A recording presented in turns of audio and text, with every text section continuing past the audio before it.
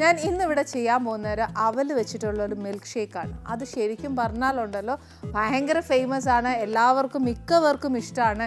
ഈ പറഞ്ഞ കൂട്ട് എനിക്ക് തോന്നുന്ന ഏറ്റവും കൂടുതൽ സമ്മർ ടൈമിലാണ് ഏറ്റവും കൂടുതൽ എല്ലാവരും അത് മിൽക്ക് ഷേക്സും അല്ലെങ്കിൽ സർബത്ത് ഇതെല്ലാം കുടിക്കുന്നത് ആ സമയത്ത്. അപ്പോൾ ഇത് ഇച്ചിരി തണുപ്പുള്ള സാധനമാണ്, പിന്നെ ഈ പറഞ്ഞ പോലെ വലിയ പണിയുള്ള സാധനമല്ല, നമ്മുടെ കയ്യിൽ വീട്ടിലുള്ള സാധനങ്ങൾ തന്നെ ഇതിനകത്ത് ആവശ്യമുള്ളൂ. ഇന്ന് എന്തായാലും ഞാൻ അടുപ്പിലോട്ട് വരികയില്ല, പക്ഷെ ചെയ്തു വെച്ചു.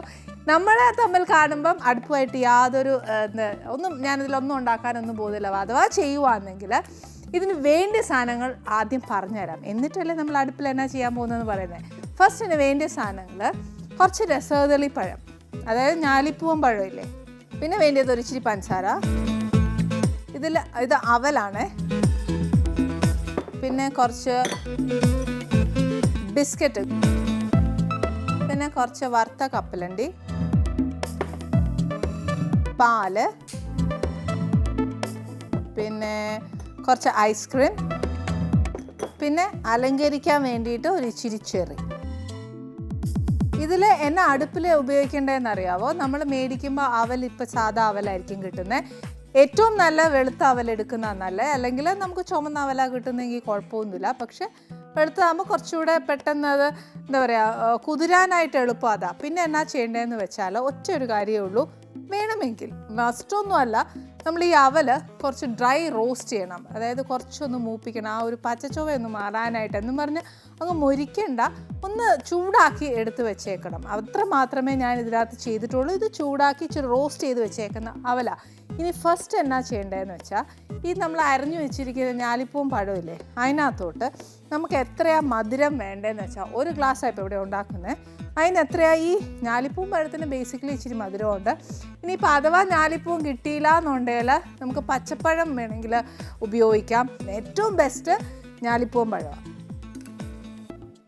ഇതിനകത്തോട്ട് അവലിന് പഞ്ചസാര മധുരമൊന്നും ഇല്ല, അതുകൊണ്ട് ഇച്ചിരി ഇതിന് മധുരം ഇരുന്നോട്ടെ.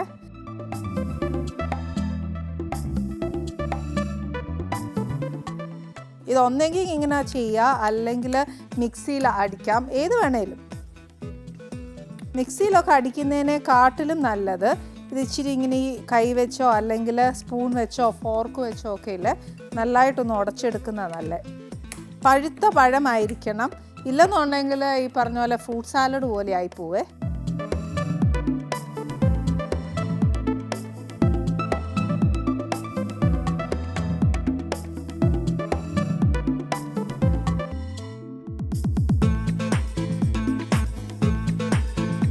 പഴം ശരിക്കും നല്ല പേസ്റ്റ് പോലെ എങ്ങനെ ആക്കണം എന്നുണ്ടെങ്കിൽ അങ്ങനെ ചെയ്യാം. ചിലർക്ക് ഈ പറഞ്ഞ പോലെ പഴം ഒരുപാട് ഇട്ട് ഇങ്ങനെ മാഷ് ചെയ്യുന്നത് ഇഷ്ടമല്ല. ഇതൊക്കെ ഞാൻ പറഞ്ഞില്ലേ, നമുക്ക് എങ്ങനെ കഴിക്കാനാണ്, നമ്മുടെ നാവിന് എങ്ങനെയാണ് ഇഷ്ടം, അതനുസരിച്ച് ഇത് മാഷ് ചെയ്താൽ മതി.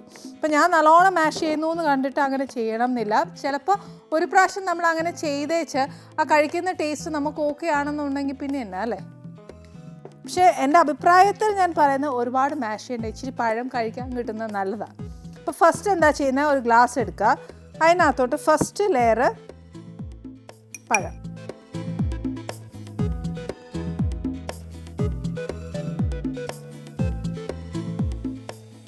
എന്നിട്ട് അതിൻ്റെ മേലിൽ ഒരു ലെയർ അവൽ,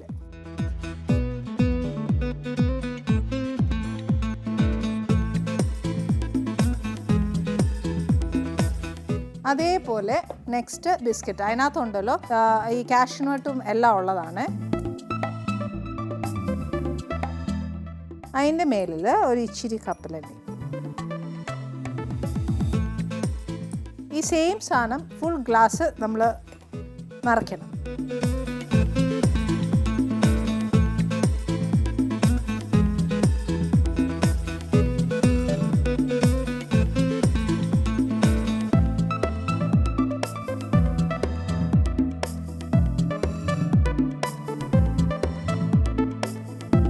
ശരിക്കും രാത്രിയിലൊക്കെ ഇല്ലേ, നമ്മൾ ഒരു ഡിന്നറൊക്കെ സ്കിപ്പ് ചെയ്യുകയാണെങ്കിൽ ഈ ഒരു സാധനം ശരിക്കും മതിയാവും നമുക്ക് ഒരു ഡിന്നറിനായിട്ട്. ഒരു എന്താ പറയുക, ഒരു ഹെൽത്താണ്, അവൽ നല്ലതാണ്.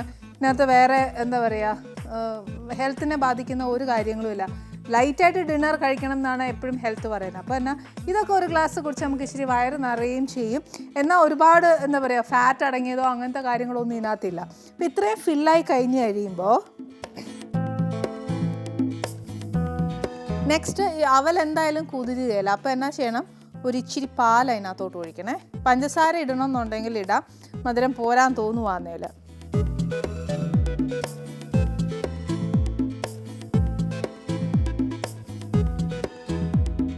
പാൽ ഒഴിക്കുമ്പോൾ നമ്മൾ ഒറ്റ അടിക്ക് അത് ഉള്ളിലേക്ക് പോവുകയല്ല, ഓരോ ലെയറായിട്ട് നമ്മൾ ചെയ്തേക്കുന്ന അവൽ കുതിർന്ന് മാത്രമേ ഈ പാല് കംപ്ലീറ്റ് ആയിട്ട് താഴെ ബോട്ടം വരെ എത്തത്തുള്ളൂ. അപ്പോൾ അതനുസരിച്ച് ഇതിനുള്ള സമയമെടുക്കും. നമ്മൾ ഈ ഒരു ഷേക്ക് ഉണ്ടാക്കുമ്പോൾ അല്ലെങ്കിൽ ഈ ഒരു ഡെസേർട്ട് പോലെ ഉണ്ടാക്കുമ്പോൾ എന്തായാലും അതിൽ ടൈം എടുത്ത് ചെയ്യുക. അഥവാ നമുക്ക് ടൈം ഇല്ലയെന്നുണ്ടെങ്കിൽ ഓരോ ലെയർ ഇടുമ്പോൾ ഇച്ചിരി പാൽ ഒഴിച്ച് പോയാൽ എത്രയും വേഗം നമ്മൾ ഗസ്റ്റ് വരുമ്പോൾ കൊടുക്കാം. ഇത് ഓൾ ഡിപ്പെൻഡ്സ്. നമ്മൾ ഒഴിച്ച് വെച്ചിട്ട് ഫസ്റ്റ് ഇത്രയും പാൽ ഒഴിച്ചിട്ട് നമ്മൾ ഫ്രിഡ്ജിൽ വെക്കുക. അപ്പോൾ ബാക്കി ഇത് കംപ്ലീറ്റ് ആയിട്ട് തണുക്കുമ്പോഴത്തേക്ക് ഈ ഒഴിച്ച പാല് കുറേശ്ശെ കുതിർന്ന് താഴെ വരെ എത്തും. അങ്ങനെ ഇത് ഇച്ചിരി ഒരു സ്ലോ പ്രോസസ്സാണ്.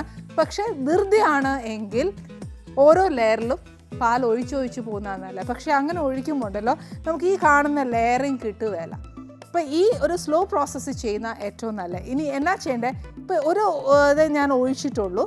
നെക്സ്റ്റ് ഫൈനൽ സ്റ്റേജിൽ നമ്മൾ കുറച്ച് ഐസ്ക്രീമും കൂടെ ഇതിൻ്റെ മേളിൽ വെക്കണം.